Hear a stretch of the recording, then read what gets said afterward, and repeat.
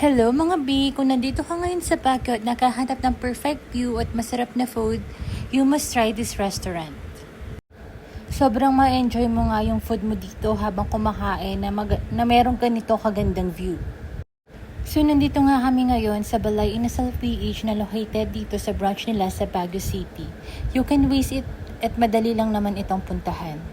So kakadating nga lang namin halos from Pampanga, so we decided to have our dinner here. So, ganyan nga yung makikita nyo sa dining area nila. As you can see, wala ng mga ibang customer dahil nga nung kinuha ko yung video nito is pa-close na sila. Until 9 o'clock nga lang pa sila at yung last order nila is until 8 p.m. Meron nga din silang alfresco which is limited lang yung space. So, yan na nga yung in-order namin which is yung chicken inasal nila na original from Bacolod and yung sa akin is chimichurri steak. And for us, good naman yung food and I-enjoy naman, especially kung ganito yung kagandang view. Okay naman din yung serving nila, marami, hindi din konti. So, sakto nga yung serving namin is kabalen din.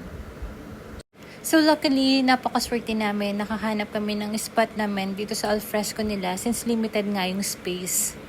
Kung gusto nyo nga na mas ma-enjoy yung view, you must try the alfresco. Yun lang, perfect!